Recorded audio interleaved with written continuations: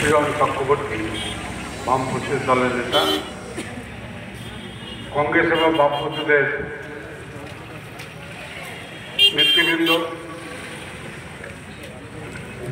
বন্ধু ও সাথীরা,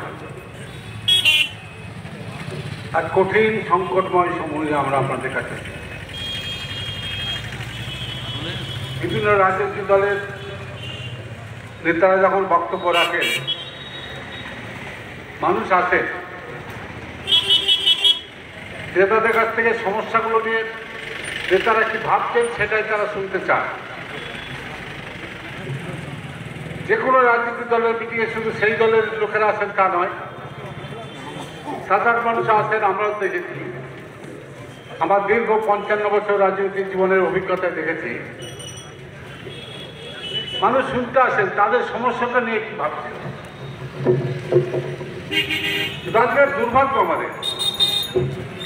আমাদের দেশে রাজনীতিবিদরা আজকে মানুষের সমস্যা নিয়ে ভুলে গেছে, আজকে বেকারত্বের কথা ভুলে গেছে, জিনিসপত্রের দাম আকাশ ছোঁয়া হয়ে গেছে, সব ভুলে গেছে।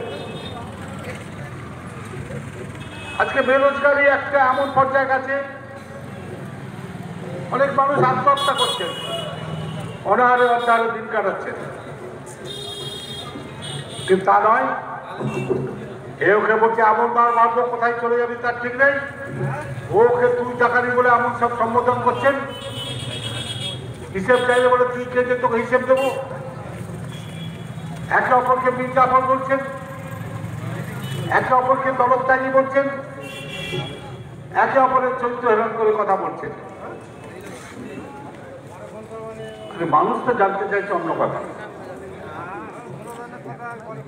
মানুষ এইটাই জানতে চাচ্ছেন যে আমাদের যে সমস্যা সেটা নিয়ে তোমরা কোথায় বলছো, কেন বলতে পারছো না বিজেপি সরকার যে আমি মানুষের সমস্যা সমাধানের জন্য এই কথা করেছিলাম, এই কথা বলেছিলাম, এই কথা রেখেছি, বলছেন তারা।